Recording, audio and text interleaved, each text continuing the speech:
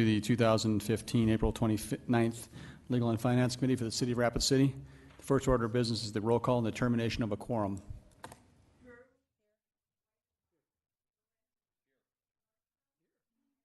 Here. Thank you. Up next, the adoption of the agenda. Are there any additions or deletions from the agenda? Motion adopted by Nordstrom, second by Drew. All in favor say aye. Aye.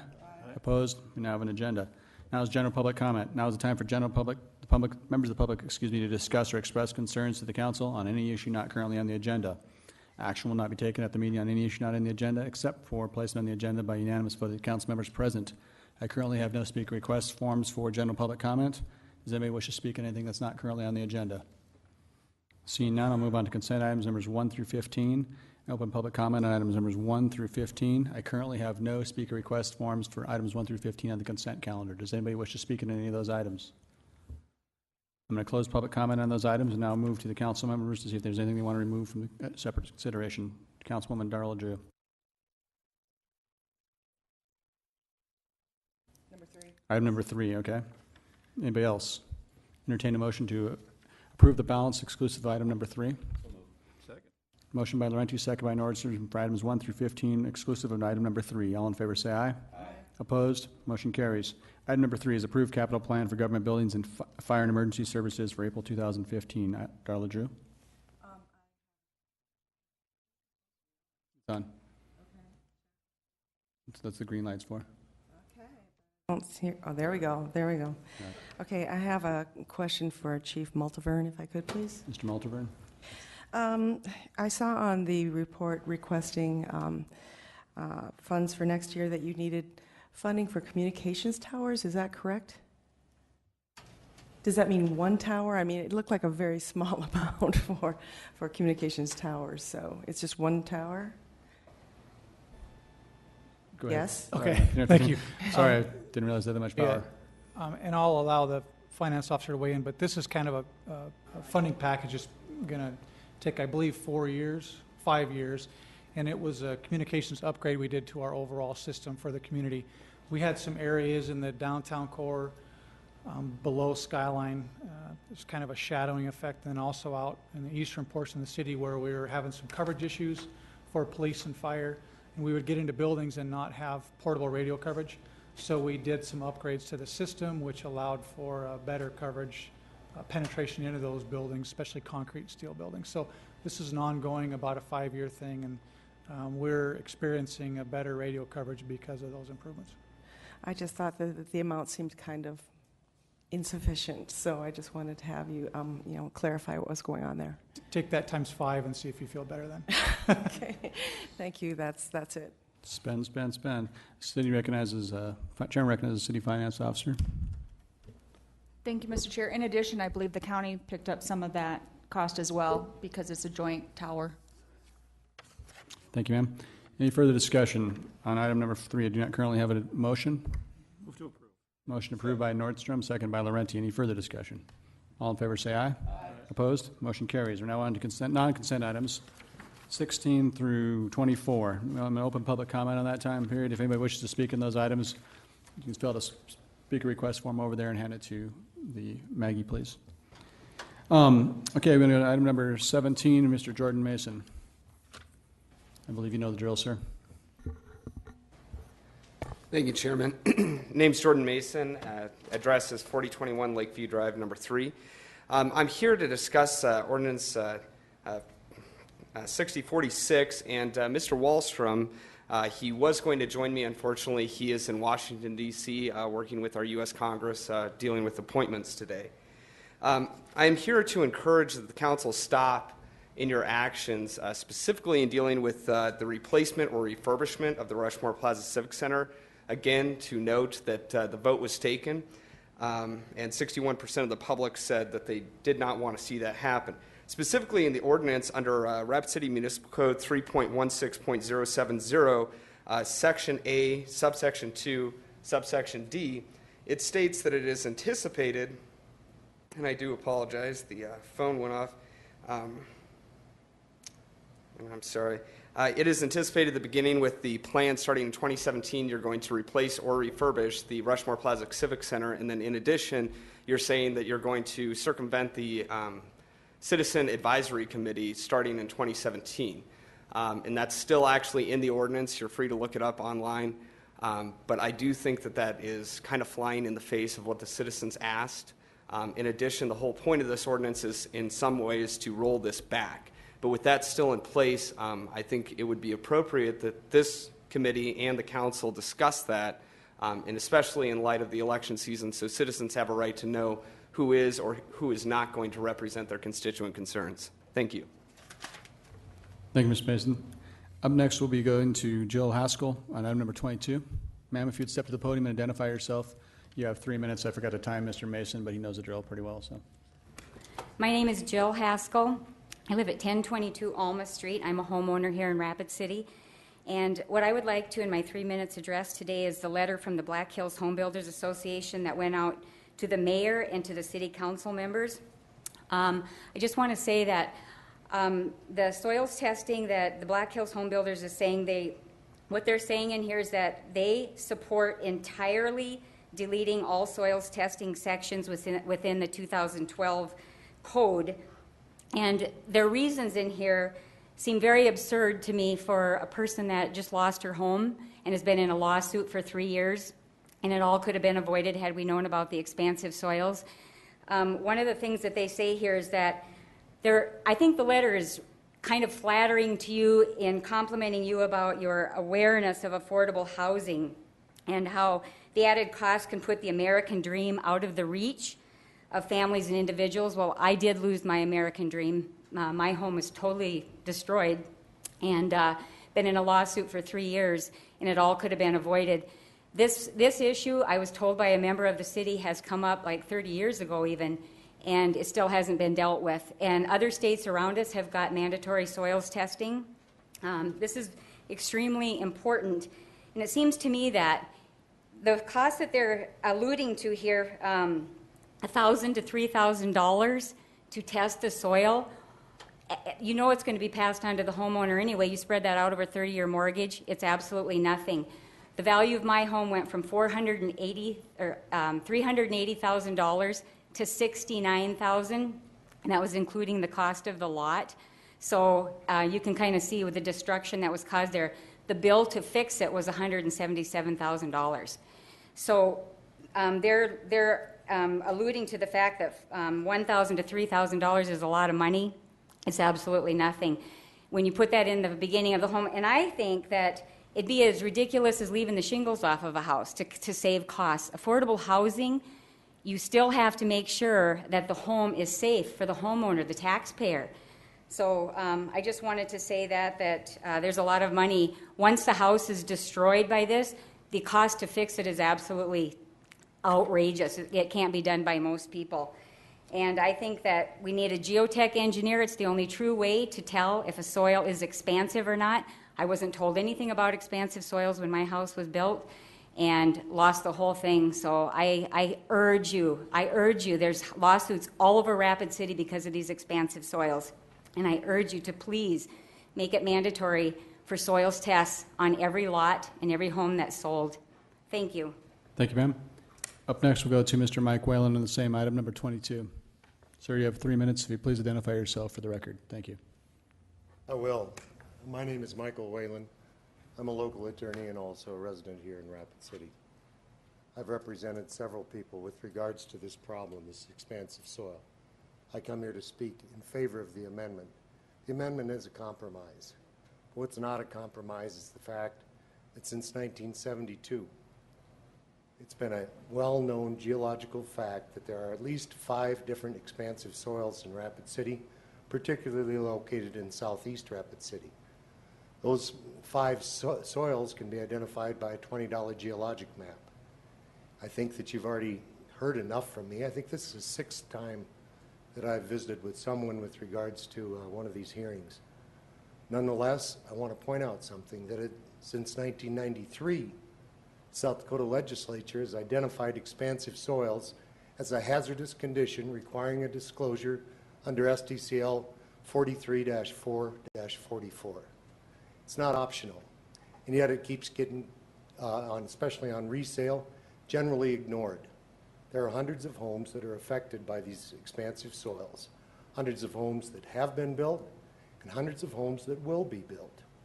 We have to stop and think about what's in the best interests of the city, not necessarily in the best interests of the developers, the contractors, Black Hills home builders, realtors, but for the people out there, the consumers, the people that are building homes.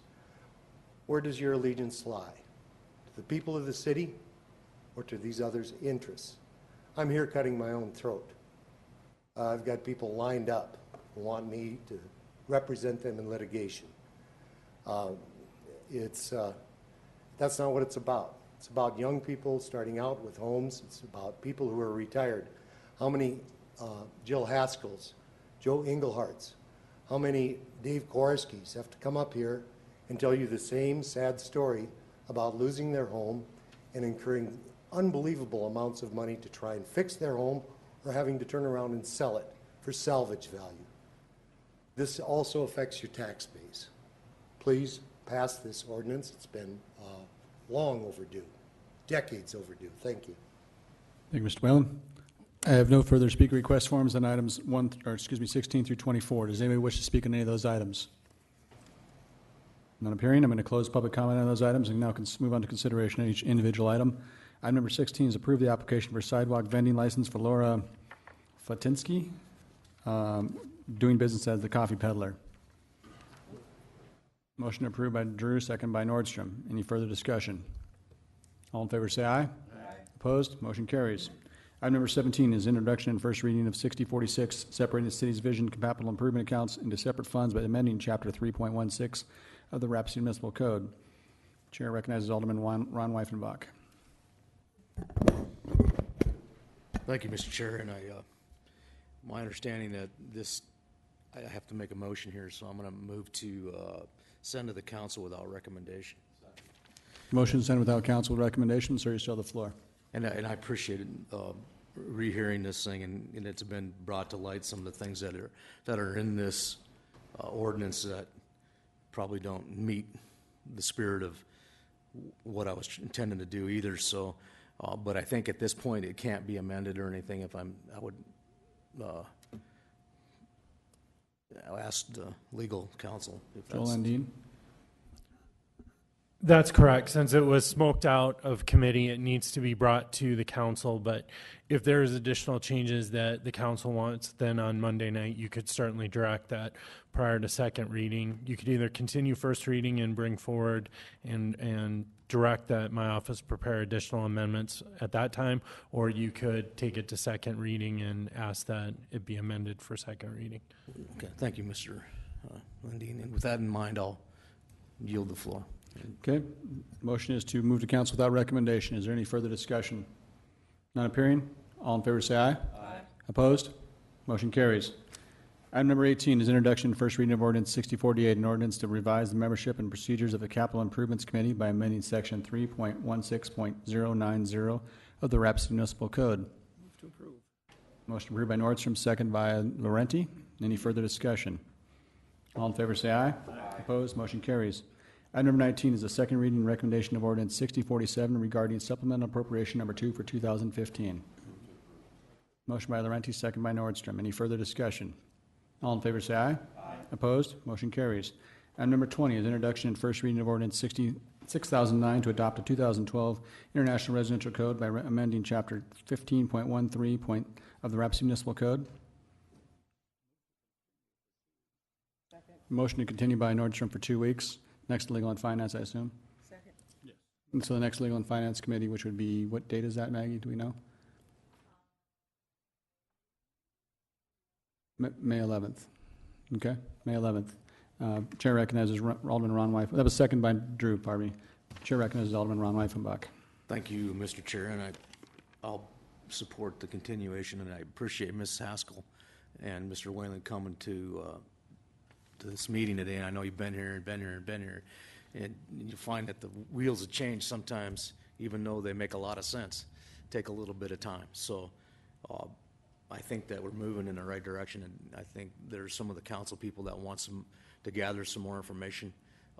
It's very obvious there's expansive soils in Rapid City, and if there's, I would recommend for my colleagues to reach out to Mr. Whalen, if that's okay, and find these people, because I know there's several, to say the least, that have built new homes and have lost their homes, and we just look at it as a buyer beware, and that's not a good situation when you're so excited about buying a house and you get into it and you find out that it was built on expansive soil and there was no precautions made. And there is builders that are making precautions. So they're playing on separate unlevel playing fields. They may have a builder that is testing the soil and over excavating the soil to accommodate for that. And then you got another builder who may not want to do that avenue, and that creates another problem. And if a person comes along and buys that house, it may not have a problem right away, and then 2 years later that person sells their house, and then they find themselves in litigation also, because the chain of reaction goes down the line to find somebody who has some information that's going to pay for this house, where in the meantime making your payments on the house not feasible. They go into foreclosure, you lose your house, you lose every bit of equity you put into it, and you lose a little bit of pride, because you look and go, no, shame on me for not asking that question, and also bringing it to the light to the people in the community. So I think that's very important. And then on the fire thing, we're going to continue that also. I think that we talk about the prices, the things that we're piling on regulations, and we're not alleviating any regulations that don't make sense anymore. Instead of putting in ones that make sense and getting rid of some that don't make sense. Without that being said, I can't support that part of it. So thank you. Thank you, Mr. Weifenbach. Joel, did you want to speak, or is this from before? Just clarifying the date for me. That is the March 13th Legal and Finance Committee, just for clarification. May 13th, excuse me. Oh, clarify, 9 months, 10 months. Okay. So no further lights. Motion is to continue this item till the next Legal and Finance in May. Oh, Alderman Steve Laurenti. Thank you, Chair. And if I'd ask the City Attorney a question on this, please. Sure. Thank Joel you. Landine. Joel, is there a connection with 20 through 23 through 22, I should say, not 23, 20 through 22? Are these all connected in a chain? Do they all have to happen at the same time? Is there a reason? No, I think they are connected, but I think they were separated out in the way they were, so that if you wanted to move forward with 20, you could, and then address the two other issues separately, so that the other two controversial issues didn't delay the approval of the balance of that. Okay, so that begs one other question then. If we continue 20 and we're approving 21 and 22, is that an issue? Or we're moving forward with 21 and 22, does that create an issue? Because 20 is being held back? Yeah, I think that could potentially create an issue, because actually 21 and 22 are exclusions from the code, from 20. Okay, and if I can be allowed the latitude, thank you, Joel. If they are connected, then my question is, and I don't know who can answer it, maybe you can, somebody else here, but I want to know why we're waiting on, honestly, I'd like to see 22 come forward. There was a compromise on 22, and the home builders, was my understanding, were behind that. And so I want to find out why we're pushing this out again. I want to know specifically why we're holding off on these, because if I would like to see 22 move forward, and 21 as well. So I'd like to, whoever can answer that question, I would love to hear that. Community Planning's not here, Public Works isn't here, so I'm not sure who. If somebody wants to volunteer for that. Thank you. Brad, if you could. Thank you. Thanks, Alan. If you'd... Thank you, Mr. Chairman. I'm Brad from Development Services. Yeah, the staff and the building board and would like to see the larger ordinance, the main ordinance, go through, because I believe it's number 22 is when you're talking about soils. That'd be the compromise that was being that the home builders came in last time and talked about, said that they're all for it. Mm-hmm. It was kind of a compromise that Kurt and Dane Boomsma and some other people came up with to try to mitigate that and get that, run that through. But if you wanted to continue 21 and 22, we'd be more in favor of passing the number 20 because that doesn't have the amendment to the soil in it, I don't believe, and it doesn't have the sheetrocking in it either because that was removed by the building board. So like Joel said, I think the two controversial issues could be debated at a later time. Okay, so you're saying we should pass 20 then? Well, that's what we thought was going to happen, but if Okay. you don't, then we'll So wait that, 2 weeks. and I guess that's still my question, which, do you understand why it's being continued at this point, Brad?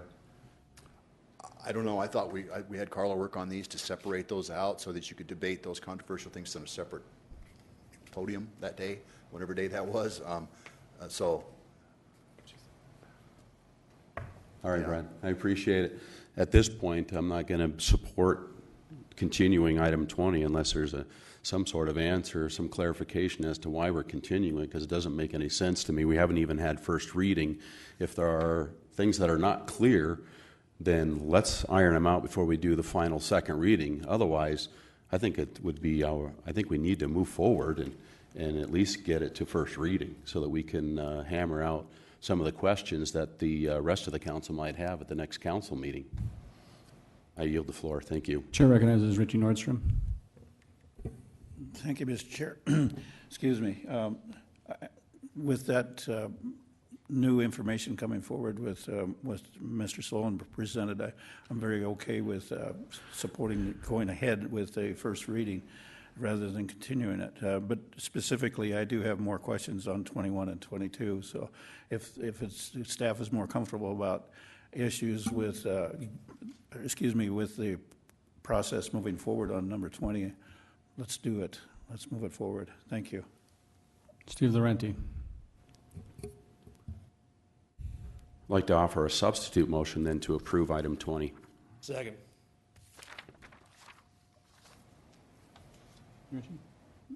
I'm done. Okay. Second, motion by Laurenti, second by Weifenbach to approve item number 20. Any further discussion? I guess I will make a point here. I just don't see the point of adopting the 2012 code if we've already have the 2009 code and we waited till when to adopt that. I don't know what the big hurry is to get the 2012 code adopted. I don't see where it makes an issue for anybody. I thought it was just an idea of getting a package deal together before we move forward and making it, a little more comprehensive. And I just don't, what's the compelling rush to adopt the body of the code? Is there any major changes other than these two things that are in it that would cause us to have to adopt it right now, as opposed to waiting till the rest of them are? That's my point for doing it. My idea behind it. So I guess if we, anybody can answer that question for me, I guess. Mr. Steve Laurenti. Thank you, Chair. And I guess it's my understanding that 20 is important for items 21 and 22, the fire protection and the expansive soil. So therefore, if we're going to debate any other parts, 21 and 22, which is the fire protection and the soils, wouldn't make sense for us then to continue item 20 because the debate is moot if 20 is needed for 21 and 22. So that was my reason for the motion to approve item 20 so that we can have that debate on items 21 and 22. And maybe there is some debate there, and I think there is, but I think that needs to go to the council, so let's hammer it out, because my understanding is that we have already ironed out the issues with 21 and 22. There may be some people who are wanting to delay it. I don't know, but I would appreciate if they would come forward and say why, and maybe we'll hear that at the next council meeting. Thank you. I'm not sure that we've actually, that's why they're on there separately. They've not been ironed out. That's why we're considering them separately. And my understanding of the reason for this is these are not actually being adopted. Well, they're being adopted, but they have to be put back into the code anyway. So I guess it's just, we're, grasping at whatever we want to do. We're picking straws, whatever, grasping at straws. Whatever you guys want to do, I'm just pointing out the point of there's no compelling reason to pass 2012 code at this point. Why not do it all at once? That's going for a comprehensive look, but whatever works for you guys. Darla Drew. Thank you, Mr. Chair. 21 and 22 are very complicated issues, and I think the very fact that we've been debating them so long lets us to understand how complicated they are.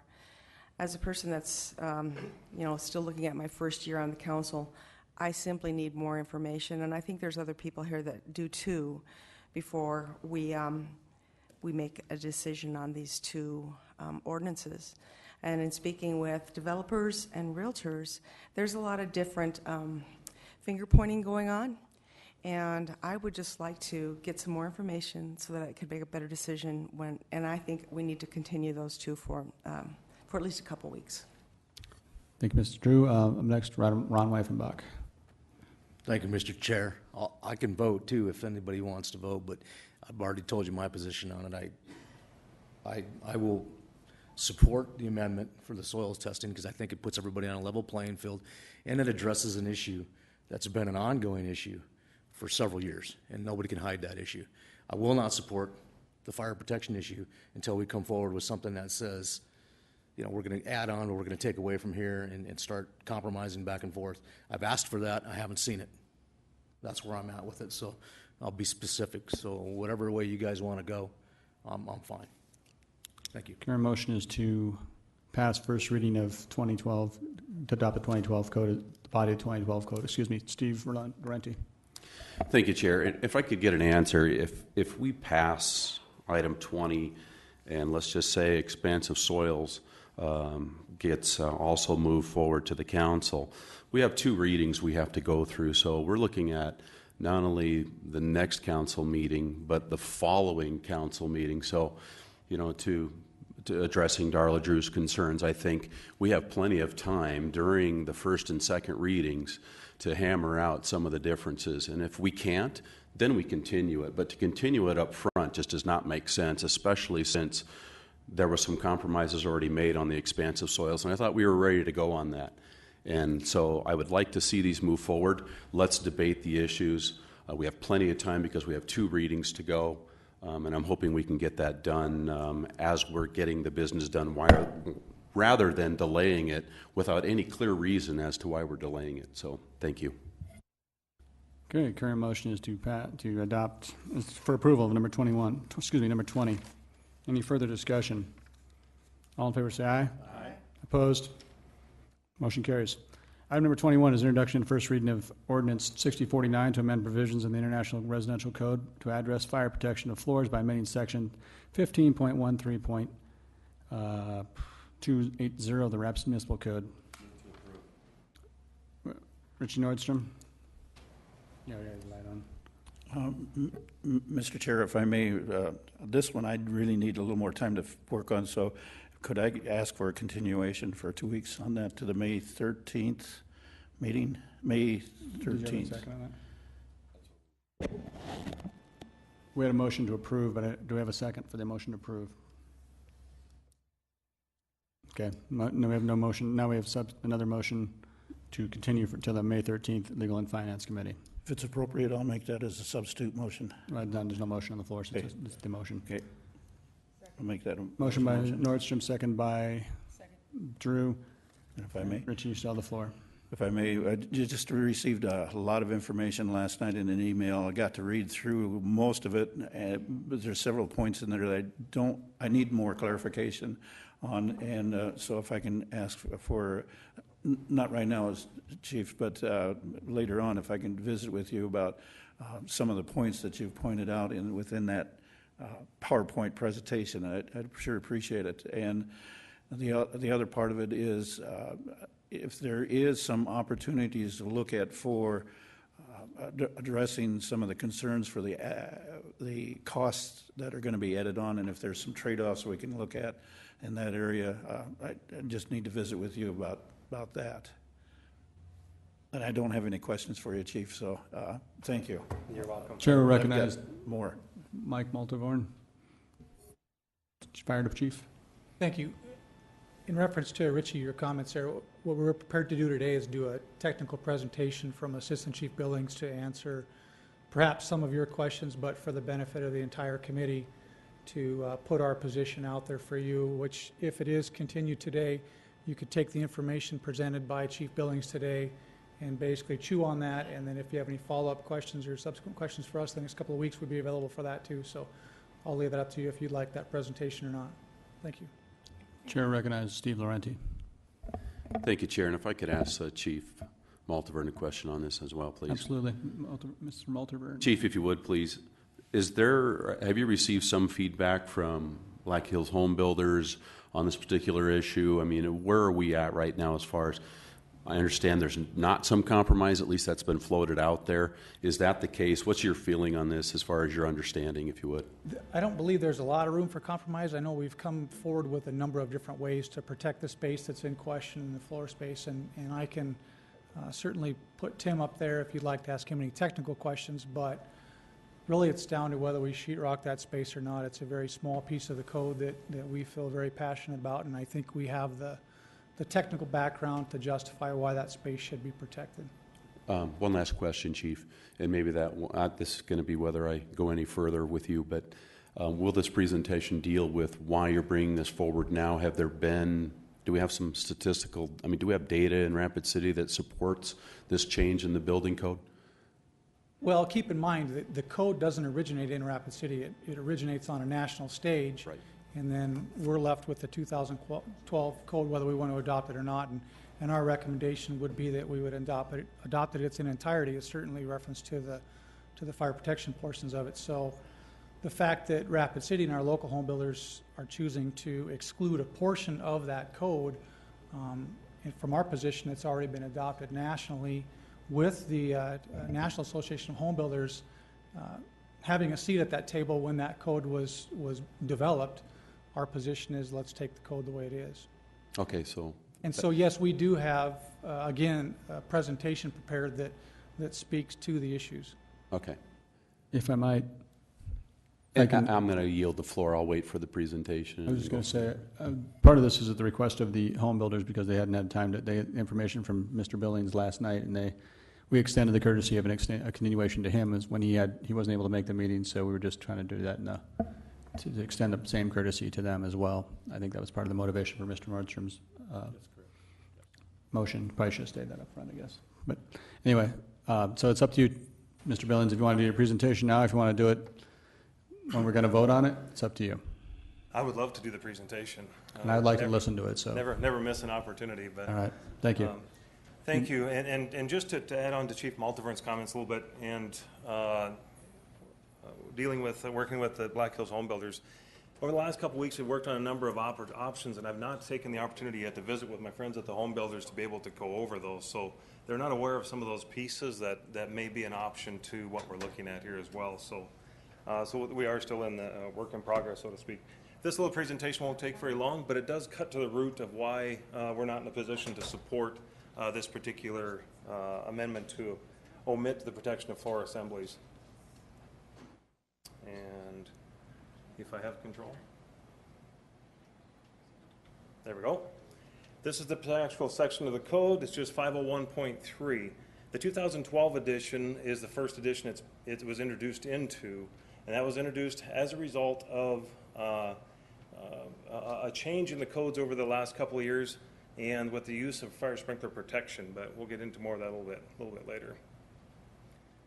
This is a list of acceptable alternatives, part of the acceptable alternatives to protecting the floor. So it doesn't just rely on sheetrock. The top one is a sheetrock membrane.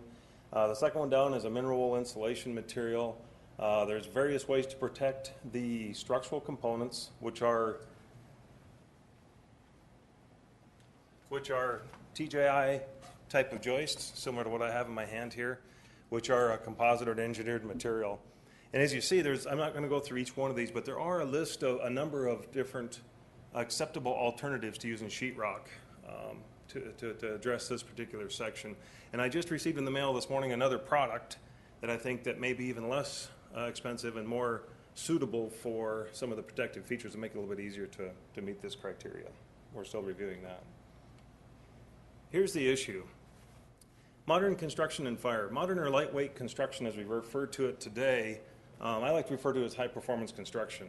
The materials are designed to be straight, support more loads, expand greater distances, and work much better than a lot of our conventional materials.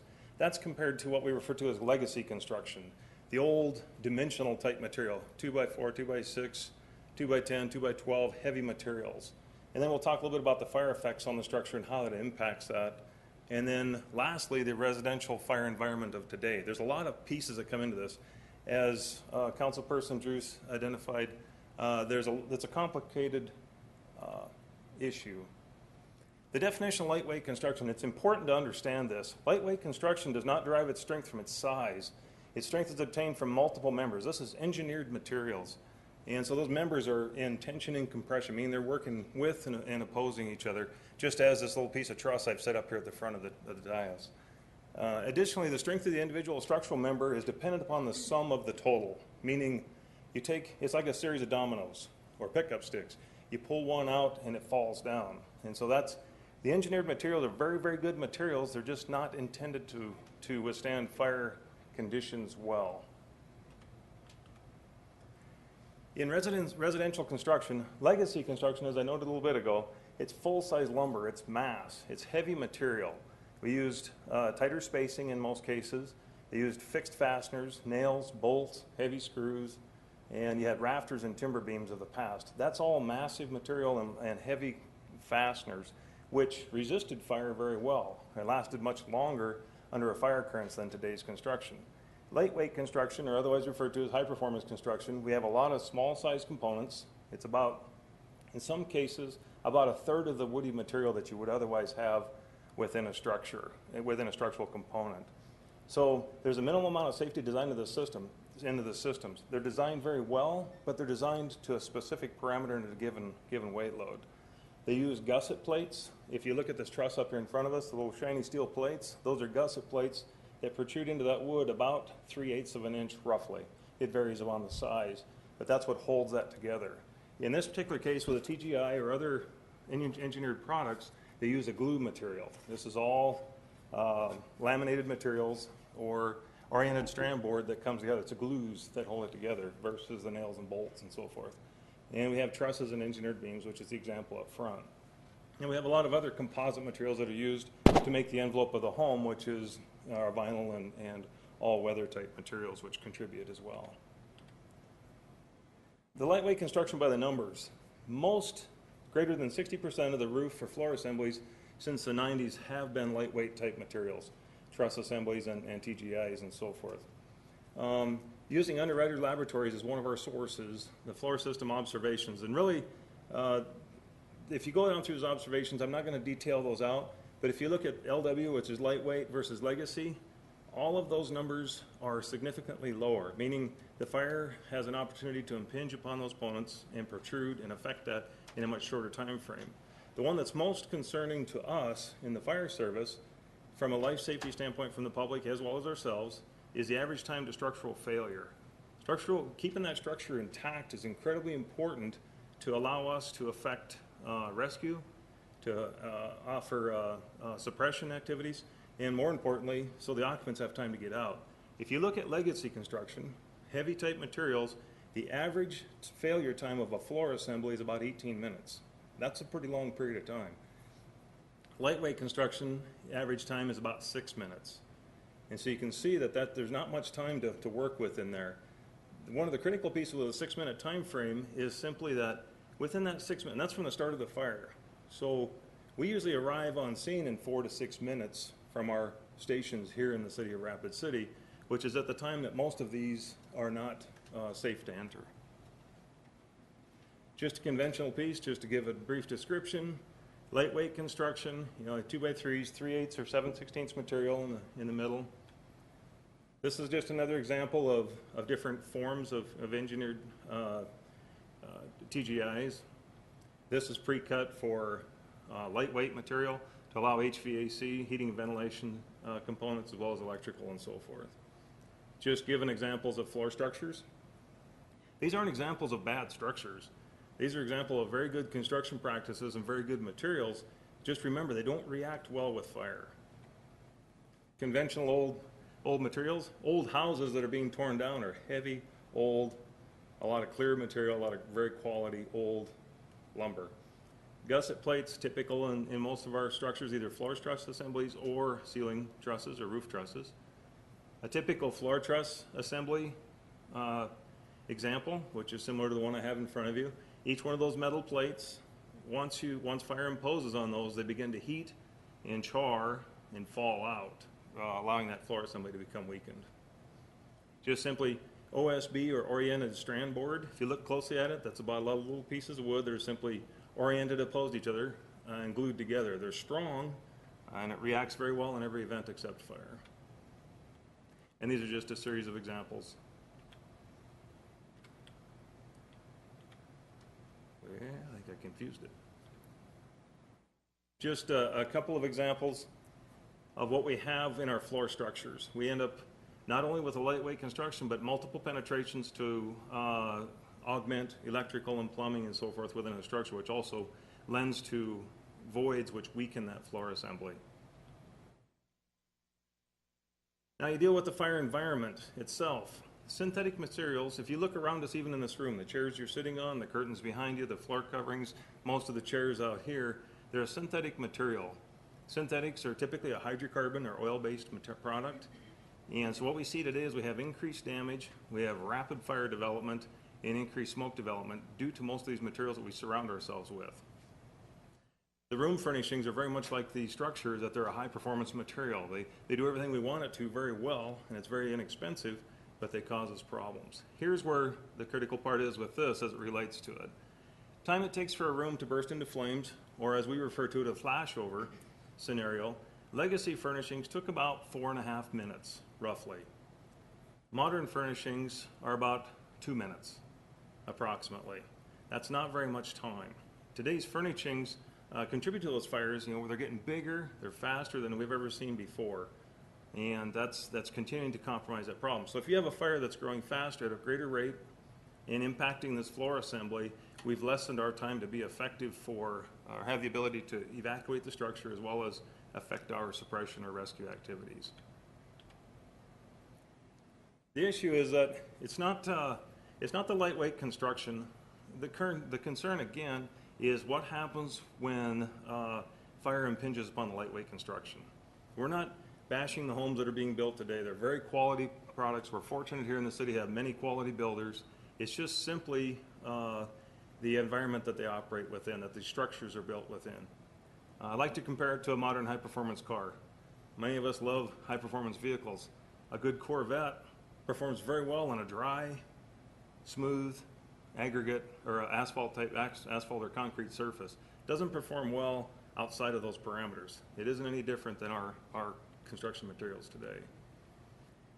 Just to recap on the problem itself is from an occupant or tenant or a homeowner, the main issue here is the reduced average of 5 minutes to 2 minutes from the start of the incident. That's the time that person has to recognize the problem and evacuate the structure under fire conditions. That's not a lot of time. This problem highlights the importance of using our other protection features. Smoke detection, fire sprinkler protection, and an escape plan are key components. And in this case, as it relates to this elimination of section 501.3, is we need to keep that structure intact so we can have a longer time frame for people to keep that structure up and have a longer time for people to evacuate and us to do our job. The structural collapse component is 6 to 8 minutes till the structure is compromised. Remember, that used to be about 18 minutes, 15 to 18 minutes. This is an older chart and really needs to be revised. If you look at that flashover piece at the top, that's sitting at about 7.5 to 8 minutes. With today's environment, that's rolled clear up to anywhere from 1.5 to about 4 minutes. So that whole time frame has shortened significantly. The lower part of that, and you have all of this that I sent out, unfortunately, last night, it'll identify the time frames for response. The lower section is minutes as we cross the threshold there. The detection of fire takes about 1.5 minutes, report of it another 1.5 minutes for 3 minutes, dispatch time. Response to the fire puts the fire department at a scene after the initial start of the fire within that 6 to 8 minute range, long after the fire is well underway. Just a couple clips. I would encourage you to go to the Underwriter Laboratory website and look at some of the testing that's occurred. This is just a test set up in Underwriter's lab that identifies 2 firefighters. The concrete blocks simply simulate the actual weights of some furnishings. And after 6 minutes, the floor structure collapses. This doesn't just happen in the laboratory. This also happens right here in Rapid City. This is a structure, a fairly new structure, just south of town, and that occurred a couple of months ago. And this particular room was not protected on the underside with a sealing membrane. And upon arrival, this is what the crews witnessed. So, fortunately, our guys were able to identify that as an issue and would prevent problem entry and potential collapse and entrapment. Thank you, Mr. Billings, or Chief Billings, Thank you. excuse me. We will now move on to consideration of, do a motion to continue the item, correct? All right, couldn't remember. Motion to continue the item, and we were speaking to the motion to continue. Richie Nordstrom. Thank you, Mr. Chair, and I do appreciate the opportunity to ask some questions. So, Chief, I do have about 6 questions for you, and so not right now, but because we're voting on the continuation, and I'd like to have that opportunity to still visit with you about those 6 questions. And so I appreciate any opportunity to get that time, and then during that continuation, that we get that time spent together. Thank you. And I do like what you're considering and making forward on the presentations, because for me, the employee safety is a big issue. So thank you. Chair will recognize Steve Laurenti. Chief, if you could, I have a question for you on that presentation. This is just more of a curiosity thing. That the floor that fell through in that fire, did that fire start above the unfinished basement or below? No, it was actually below the floor level itself, which is, it impinged upon the TGIs that were below and caused them to burn out and fall away. Okay, thank you. You're welcome. So the motion is to continue this item. Mike Maltaverne. No? All right, thank you. Councilman Randy, just for clarification, that was, as Chief Billings stated, that fire originated below. Those crews were getting ready to enter. The first floor of that house was full of smoke. There was fire witnessed through the windows.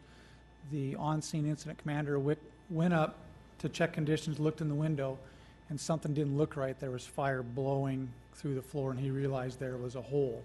And so he got on the radio and stopped the crews at the front door, or they would have went right into the hole.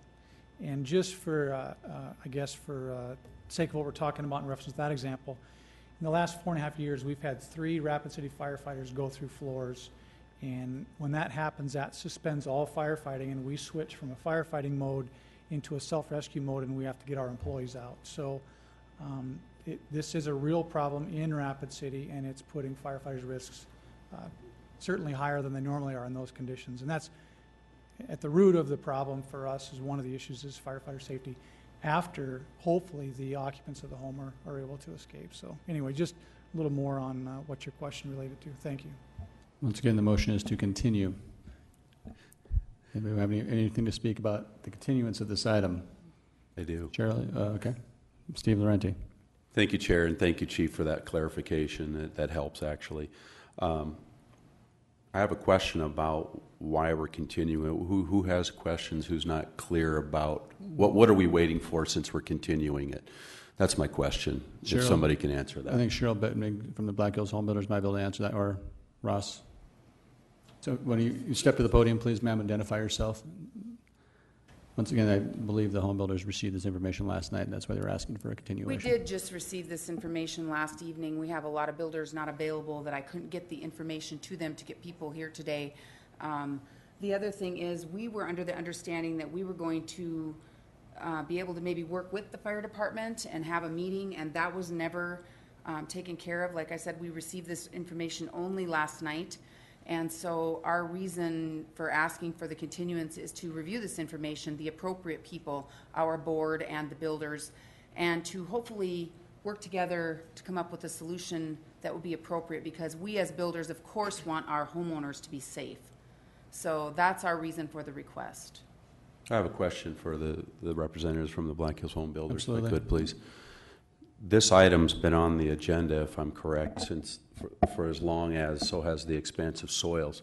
Have you been trying to contact the fire department during this entire time, or? We have been in contact, and there have been previous meetings, but from the last coming forward of this ordinance until now, the meetings that were supposed to have been had, I don't believe were had. And like I said, we were supposed to get some materials, and we did not get them until last night. So to get them last night and go through them and get the appropriate people to review them, to come to some kind of an agreement is not enough time. So just to ask your question, not that it's necessary for us to either continue it or defeat this continuation, but how long will it take for Black Hills Home Builders to come up with a recommendation? Well, if you continue it for the 2 weeks, is that what you're? May 13th, yes, Okay. ma'am. We would have meetings before May 13th. Hopefully, we would get to meet with the fire department, and I guess I can't say what we would come up with, but I believe those meetings would be better than just moving forward without everybody working as a partnership. So having a recommendation by the 13th is feasible, realistic for the Black Hills Home Builders? If we can get the appropriate meetings, yes. Okay, thank you. Thank you. And just as a reminder, we did extend the same courtesy to Mr. Billings, or Chief Billings, excuse me, because he wasn't able to make the last meeting, so it just was felt it was a necessary thing to do as well. Any further discussion? The item is to continue, motion is to continue this item until the May 13th Legal and Finance Committee. Any further discussion? Ron Weifenbach. Thank you, Mr. Chair, and that's exactly my point earlier. And I would like to pose a question to Mr. Billings if he's going to be able to get together with them. I mean, this came up last night. I mean, when we met last time, Legal and Finance, I left with the understanding that that there was going to be some more conversation, and it didn't happen, and that's why I couldn't support this. So, I mean, with that being said, if you could answer that, I mean, we're going to make an effort to make sure that happens. Chief. Mr. Chairman, thank you, and thank you, Mr. Riefenbach. Yes, after last time, I had intent to gather up the materials we had necessary to visit with Cheryl and the rest of the members at the Home Builders. And that information is slowly trickling in, and it just honestly didn't happen. I erred in yesterday. I didn't realize that I hadn't forwarded the material to make the attachment. I realized that last night about 6 o'clock, and I should have had this material attached last week, at least for a discussion item. And yes, the next 2 weeks, so there won't be any issues with meeting with the Home Builders. And I think I recall you were out of town or something for a while too, yes. so that caused a delay. So, okay. Thank you. Motion is to continue. Any further discussion? All in favor say aye. Aye. Opposed? Motion carries. Item number 22 is introduction and first reading of ordinance 6050 to amend provisions in the International Residential Code to address compressible, shifting, and expansive soils by amending Chapter 15.13 of the Rapids Municipal Code.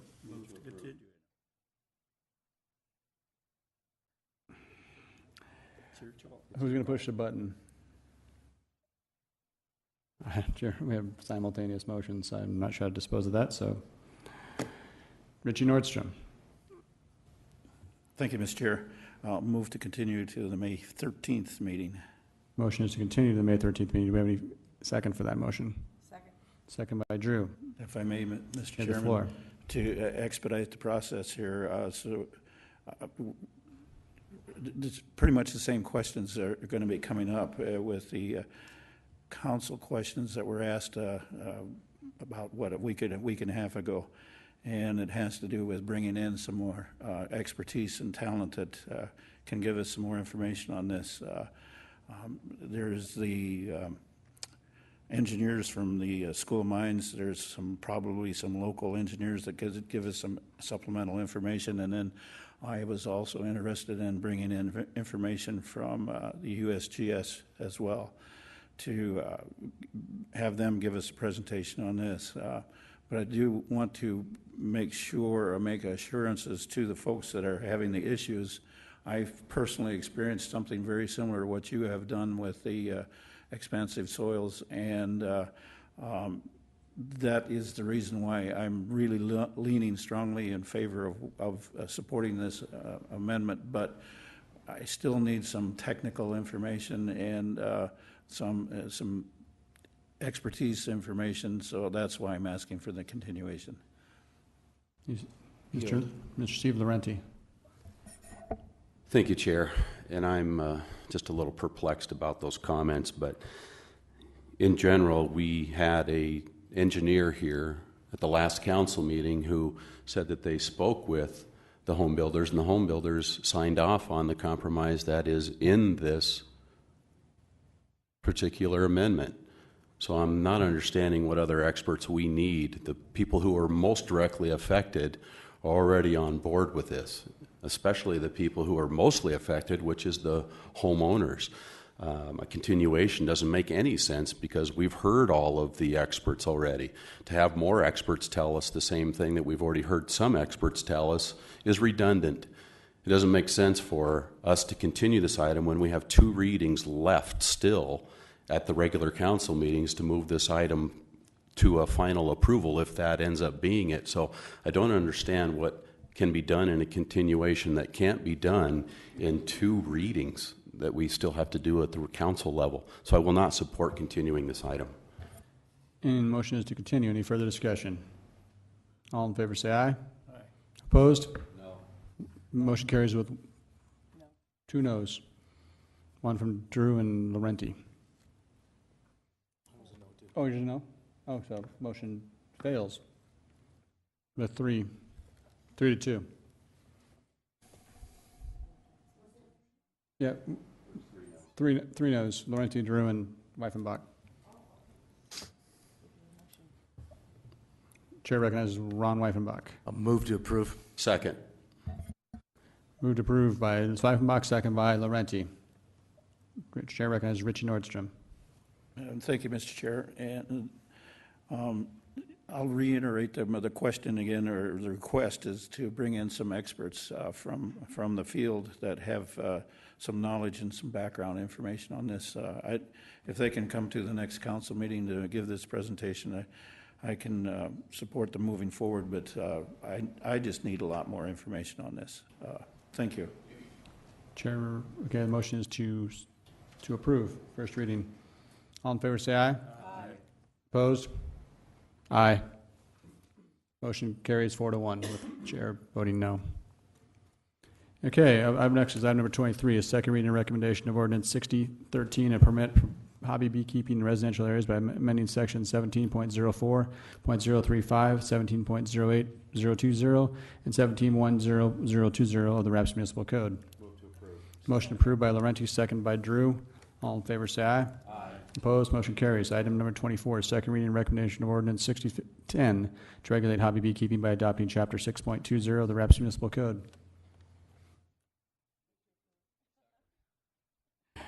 Motion to approve by Drew, second by Laurenti. Any further discussion? All in favor say aye. Aye. Opposed? Motion carries. Move to adjourn. Anybody? Laurenti? Second. Second by Drew. All in favor say aye. Aye. We're adjourned.